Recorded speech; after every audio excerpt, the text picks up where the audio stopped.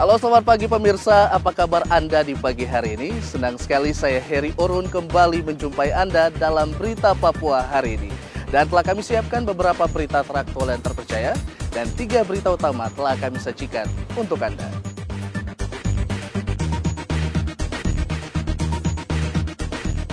Aniaya seorang warga, 2 oknum tentara di Merauke diproses hukum.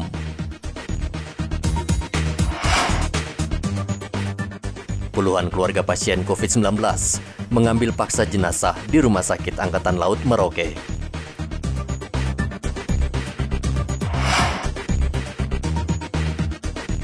Jelang HUT kemerdekaan Republik Indonesia, penjual pernak-pernik mulai marak di Mimika.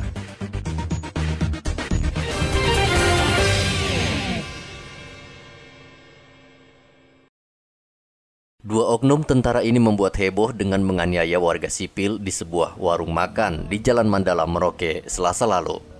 Tindakan kedua oknum tersebut terekam dalam video yang saat ini beredar luas di masyarakat.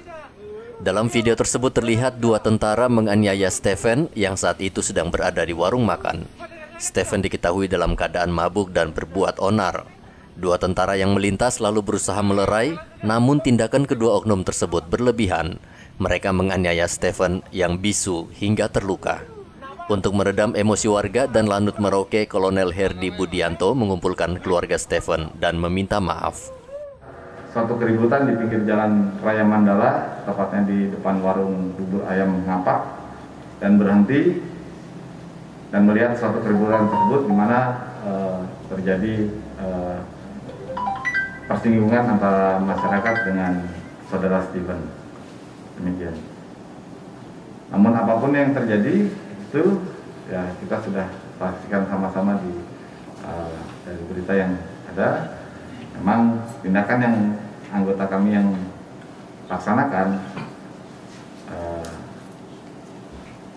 berlebihan, ya tentunya sekali lagi kami mohonkan permohonan maaf yang sedalam-dalamnya. Saya berharap mari kita semua meredam. Jangan menjadikan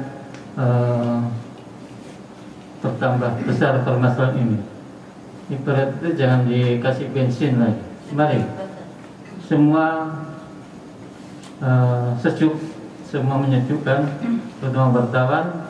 Kita harus betul-betul bisa memahami masalah ini.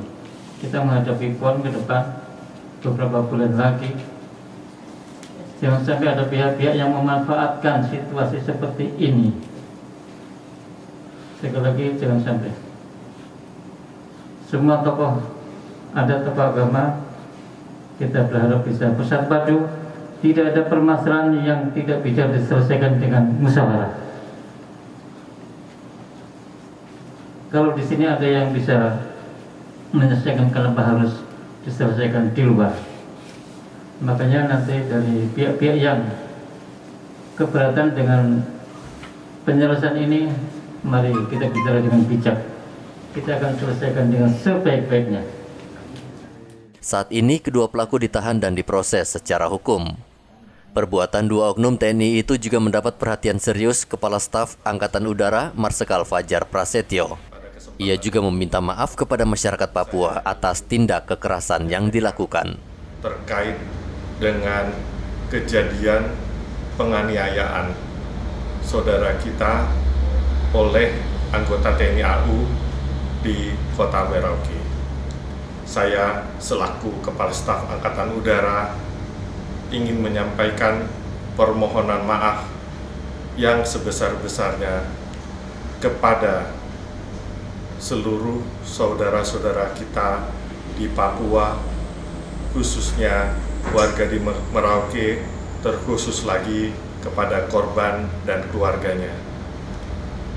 Hal ini terjadi semata-mata memang karena kesalahan dari anggota kami dan tidak ada niatan apapun juga, apalagi dari berupa perintah kedinasan. Kami akan mengevaluasi seluruh anggota kami dan juga akan menindak secara tegas terhadap pelaku yang berbuat kesalahan. Sekali lagi, saya ingin menyampaikan permohonan maaf yang setinggi-tingginya. Mohon dibuka pintu maaf. Sekda Papua Dance Flasi meminta warga tidak terprovokasi dengan video yang beredar. Ia meminta warga tenang karena kedua oknum tentara itu sudah diganjar hukuman. Kali ini jangan terprovokasi oleh masyarakat kita, khususnya Papua. Kita berharap persoalan ini sudah ditangani oleh pemerintah pusat, dalam hal ini TNI Angkatan Udara. Proses penyelenggaraan pemerintahan, pembangunan masyarakat, pembangunan ekonomi dapat berjalan sesuai dengan harapan kita bersama. Apalagi di Merauke, kita tahu bersama klaster penyelenggaraan PON. Jadi saya juga sama dengan adik-adik para awak media berharap penyelenggaraan PON di Merauke tetap berjalan. Selain permintaan maaf, Lanut Merauke juga akan menanggung seluruh pengobatan Stephen di rumah sakit. Muhammad Ridwan melaporkan dari Merauke, Papua.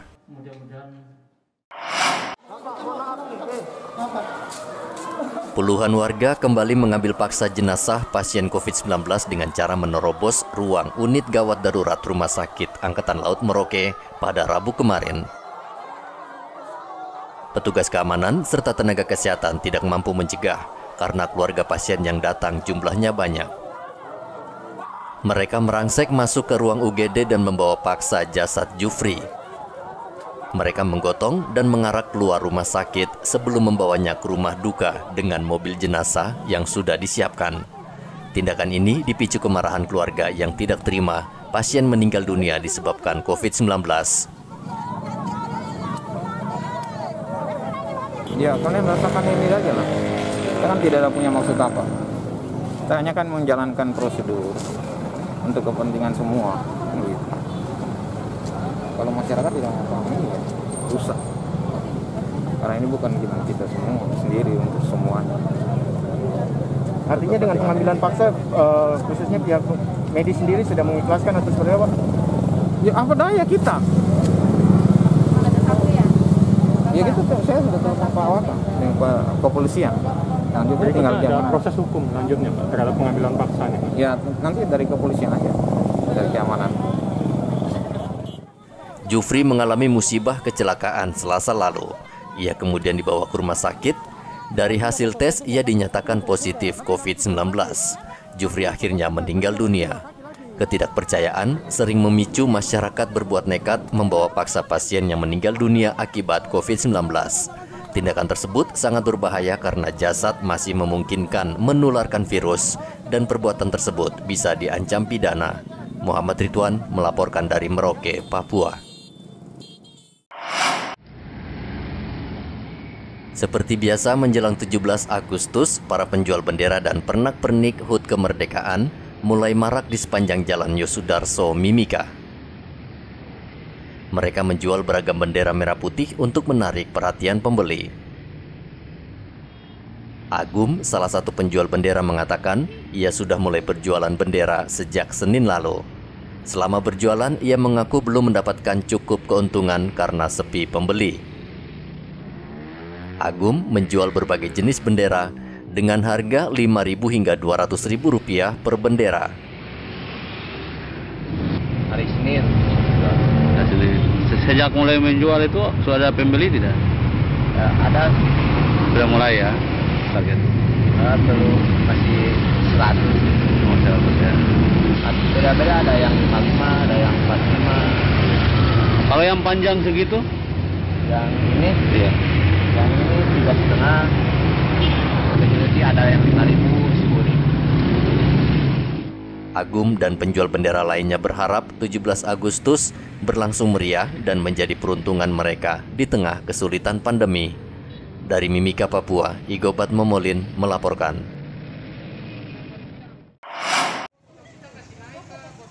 Merauke saat ini kekurangan alat tes COVID-19 dengan metode PCR. Metode ini dinilai merupakan alat tes yang paling akurat dibanding lainnya. Kekurangan alat tes PCR ini disebabkan banyaknya pasien yang harus diperiksa, khususnya mereka yang hendak bepergian dengan menggunakan pesawat terbang. Masyarakat toh, kecuali memang urgen yang penting, sudah dibilang kalau tidak ada yang terlalu penting di rumah aja. Dan salah satu kunci untuk menekan penularan ini kan kita mengurangi mobilitas. Semakin mobilitas kita tinggi, semakin banyak kita ketemu, kan resiko kita terpapar semakin besar. Jadi sejauh ini tujuannya toh. Jadi sejauh ini mereka yang mau berangkat ini yang ngurus PCR seperti apa, Dok? Ya udah, karena tidak memungkinkan juga di sini karena PCR kita untuk khusus lebih diutamakan untuk pasien dan kontak-kontak erat atau suspek yang harus kita periksa. Konsekuensinya berangkat aja dengan antigen. Nanti sampai di daerah tujuan pasti ditahan suruh PCR di sana ya. Konsekuensinya begitu. Oh gitu. Jadi walaupun tanpa PCR sih bisa berangkat juga. Ya. Walaupun tanpa PCR sih bisa berangkat juga ke sini. Kalau untuk Papua kan masih antigen masih bisa kan sesuai dengan daerah gubernur. Ya, tapi kita di Merauke kan sudah jelas dalam membuatnya ketentuan harus masuk dengan PCR. Kalau mau keluar ya sudah sesuai dengan daerah tujuan dan airline-nya. Kalau airline-nya bilang nggak bisa harus tunjukkan PCR ya dia nggak bisa berangkat lah. Oh gitu. Tapi sejauh ini ada yang berangkat tanpa PCR ya, Dok? Ya mungkin dengan antigen. Ada beberapa yang telepon saya, ya bilang mungkin ya yang bisa kita lakukan dengan antigen, tapi nanti sampai di daerah tujuan di mana saudara ditahan dan harus lakukan PCR di situ ya itu sudah konsekuensi. Sesuai instruksi Bupati Merauke, penerbangan komersil saat ini dibatasi 2 kali dalam sepekan. Sementara untuk penerbangan kargo tetap berjalan normal. Ketersediaan alat tes dengan metode PCR sangat penting untuk menekan penularan. Di beberapa daerah, seperti Jakarta, alat ini diperbanyak sehingga bisa meningkatkan pelacakan, testing, dan perawatan, sehingga bisa menekan tingkat penularan COVID-19. Muhammad Ridwan melaporkan dari Merauke, Papua. Pandemi COVID menyebabkan banyak orang kesulitan ekonomi. Mereka membutuhkan bantuan agar bisa bertahan hidup. Bupati Merauke Rabu kemarin menyalurkan 100 ton beras yang merupakan beras cadangan Pemda. Beras ini sangat membantu warga yang terkena dampak dari penerapan kebijakan pemberlakuan pembatasan kegiatan masyarakat atau PPKM Mikro. Bantuan beras ini juga akan dipadukan dengan bantuan APBN pemerintah pusat melalui Dinas Sosial. Beras cadangan Pemda ada 100 ton. 100 ton yang ada dan kami ingin memberi kepada masyarakat berkaitan dengan COVID. Cuma datanya coba kita clearing sebaik dulu karena kita harus padukan juga dengan bantuan APBN lewat Dinas Sosial seperti itu. Jadi kita lagi coba clearing sebaik dulu, baru kita bagi kepada masyarakat seperti itu. Beras ini kita bagi, kalau memang kita lihat ada lain-lain, kita akan coba alokasikan untuk masyarakat. Itu yang akan coba kita lakukan. Tapi data masyarakat ini perlu kita clearing sebaik. Kita clearing, makanya 2 hari ini saya coba kerja data dengan baik, agar tidak terjadi penobolan dalam pemberian. Lalu memang sasaran juga harus tepat kepada masyarakat yang betul-betul memerlukan. Begitu. Targetnya mungkin kapan Pak Bupati mulai dibagikan target? Target saya hari ini kan kita coba kemas dulu dalam bentuk 5 kilo. Kita kemas, lalu kita lihat apa lagi yang bisa kita bagi. Karena ada teman-teman yang juga mau sumbang masker, kita bagi masker juga ke masyarakat.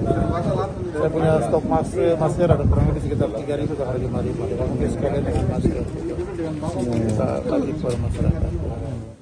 Bupati mengingatkan agar pendistribusian beras dilakukan dengan baik, tepat sasaran dan merata, sehingga tidak ada keluhan warga yang mengaku tidak mendapat bantuan. Muhammad Ridwan melaporkan dari Merauke, Papua. Pembagian bantuan langsung tunai kali ini sedikit berbeda dari biasanya. Di Kelurahan Kamadehoga dan Samkai Merauke, pembagian bantuan tidak lagi menggunakan tenda. Kini warga harus antre di bawah terik sinar matahari. Petugas memang sengaja tidak lagi mendirikan tenda bagi penerima bantuan karena warga akan duduk berkerumun sehingga berpotensi menularkan COVID-19. Berapa bulan sekali nih baru kita dapat lagi. Jadi katanya dapat 600 kan. Jadi kita baru mau datang ambil lagi. Begitu saja. Baru Mama dapat informasi ini dari mana? Dari RT. Memang sudah didata? Sudah. Baru Mama datang bawa apa saja itu? Kartu keluarga dengan KTP. Mama sudah ambil nomor undian kan? Sudah. Orang antri. Sudah. Mama memang disuruh hari ini ngambilnya atau memang jadwalnya sudah di situ? Mungkin hari ini kan, mungkin selanjutnya nanti dapat ya, kita juga kurang tahu. Nanti kan dapat informasi dari RT lagi. Dari RT arahkan langsung ke kantor pos kan? Seperti begitu ya? Iya. Baru yang kemarin yang tidak disalurkan itu ada pemberitahuan kah tidak, kenapa tidak disalurkan itu? Tiba-tiba kita juga baru tahu kemarin. Kemarin juga tuh posisi yang lain ada lagi keluar cari makan. Kita posisi tidak tahu, jadi hari ini kan suruh kita datang ke kantor lurah ambil. Yang lain sudah ambil. Kantor lurah atau kantor pos nih? Kantor pos. Kantor pos. Yang lain kemarin kan di kantor lurah dengan RT dan bahagi dua karena tidak bisa kumpul terlalu banyak jadi bahagi petugas. Jadi kalau ke kantor pos ini langsung dapat uang kah bagaimana? Langsung dapat. Dapat uang cash? Iya. Bantuan sosial tunai bulan April Mei dan bantuan sosial pangan alternatif dan milik April Mei Juni. Ya, jadi ini ada dua jenis pembayaran. Kalau BSP ini Pak, ini untuk khusus Papua, bantuan sosial pangan yang besarnya 200.000 per bulan, dibayarkan satu tahapnya 3 bulan, ya, satu tahapnya 3 bulan. Nah untuk BST-nya ini nasional memang, nasional. Dia dibayarkan 2 bulan yang masing-masing 300.000 satu tahapnya. Jadi mereka dapat semua BST dan BSP ini 600.000 satu kali pembayaran. Begitu. Jadi untuk Merauke sendiri, di Merauke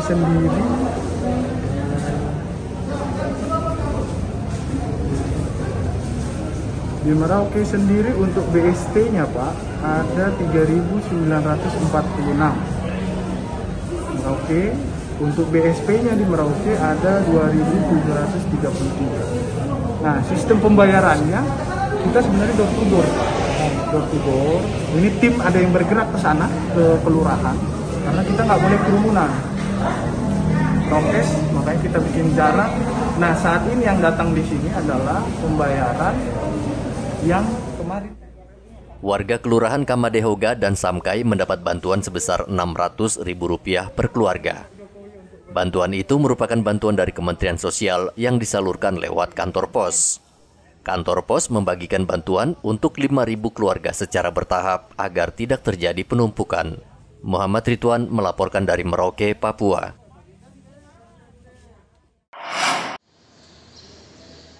Pemerintah daerah Merauke mempercepat vaksinasi massal.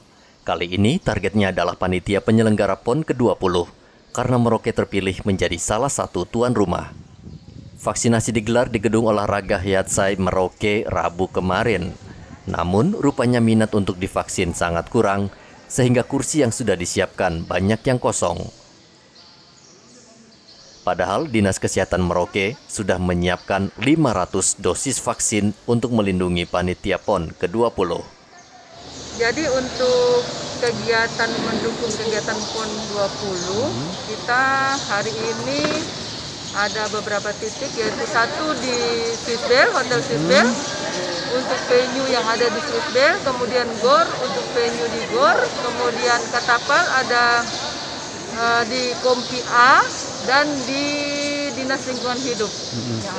Target dari semuanya untuk di GOR 500, di Swissbell 250, di Kompi A 300, dan di Lingkungan Hidup 250. Harapannya demikian. Nah, tapi kalau kelihat kegiatan ini seperti ini kan targetnya jauh dari... Iya. Ya. Kalau yang di GOR ini kita terjun 2 tim dari tim dinas dengan tim kelurahan Puskesmas Karang Indah itu 500 di sini. Karena informasi dari panitia itu kita akan melayani semua pendukung dari Gebiar PON, atlet, dan semua yang terkait mendukung kegiatan PON di Kabupaten Merauke. Jadi untuk sementara ini masih tetap menunggu atau seperti apa, Bu? Iya, kita menunggu sampai jam 2. Jam 2? Iya. Kalau tidak ada, terpaksa? Kalau tidak ada, ya kita tutup. Tutup ya? Dan kita memberikan pelayanan dan memberikan kemudahan kepada masyarakat yang belum divaksin terutama untuk pendukung kegiatan PON. Yang sirkuit venue-nya ada di Kabupaten Merauke, terutama di kota. Nanti besok kita rencana ke venue sirkuit motor di Balai Kampung Jasa Mulia. Kelas berapa sekarang? Naik kelas 1 SMA. Umur berapa tahun itu? 15. 15 tahun. Kenapa kau mau vaksin hari ini? Karena supaya mau tes, karena kalau mau keluar tidak bisa. Jadi bisa harus pakai surat vaksin. Oh begitu. Iya. Siapa yang sudah datang vaksin sendiri apa Sendiri. orang tua? Orang tua. Oh sendiri. Sendiri. Ini vaksin yang keberapa ini? Yang pertama. Yang pertama. Lalu rencana vaksin keduanya kapan rencana katanya? Nanti kalau ada lagi. Oh gitu. Sekolah di mana memang? Di Makassar. Di Makassar ya. Oke. Dinkes telah menyiapkan 3 lokasi vaksinasi, yaitu di Gor Hiatsai, Stadion Cattle Park, dan sirkuit Tanah Miring yang akan dibuka selama sepekan. Dinkes juga meminta panitia dan seluruh petugas PON segera mendatangi gerai vaksin agar PON ke-20 bisa terlaksana dengan aman dan sehat. Muhammad Ridwan melaporkan dari Merauke, Papua.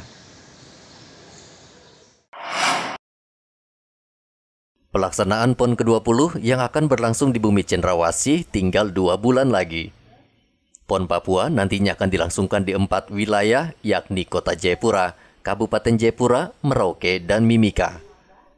Seluruh venue dipastikan sudah siap untuk menyambut gelaran terbesar pesta olahraga nasional tersebut, kecuali venue untuk olahraga dayung yang pembangunannya sudah mencapai 99%. Di mana ada yang kita bangun baru, ada yang kita renovasi, ada yang kita perbaikan-perbaikan minor. Jadi saat ini yang kita baru berproses untuk pembangunan itu adalah venue rugby. Dan kalau nanti teman-teman bisa ke lapangan bersama dengan kami, itu posisi progres fisiknya baru sekitar 25%. 25% secara keseluruhan, ya. Karena kita baru menandatangani kontrak untuk pekerjaan rugby ini di tanggal 18 Juni. Artinya ini pekerjaan baru 1 bulan. Nah, saat ini untuk field of play-nya, lapangan pertandingannya untuk rugby, saya perlu menjelaskan detail untuk khusus rugby ya, biar masyarakat itu bisa yakin bahwa pekerjaan ini bisa selesai. Khusus untuk field of play-nya, itu posisi pekerjaan sudah 90%. 90%.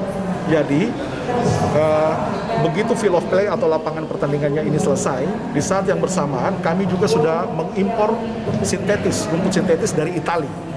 Rumput sintetis dari Italia ini akan masuk di Indonesia tanggal 10 Agustus. Begitu masuk di Indonesia tanggal 10 Agustus, kita ngurus custom clearance-nya selesai, kita langsung terbangkan itu barang, datang ke sini, target kita tanggal 15 Agustus kita gelar itu. Nah, di saat yang bersamaan, bangunan-bangunan penunjang untuk venue rugby itu kita buatnya secara prehab. Jadi pakai teknologi kontainer.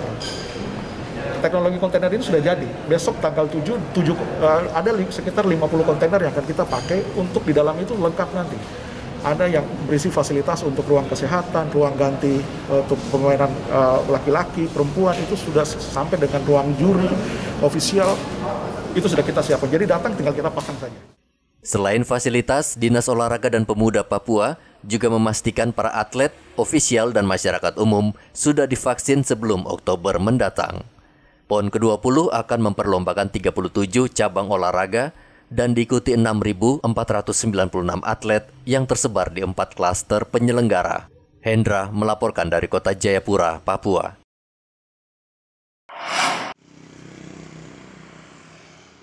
Pencurian disertai kekerasan yang terjadi di hotel karantina pasien COVID-19 menjadi perhatian serius Dinas Kesehatan Merauke. Agar kejadian tersebut tidak terulang, Dinas Kesehatan menambah polisi di 3 hotel karantina, serta sejumlah kamera pengawas agar pasien COVID-19 merasa aman dan tenang.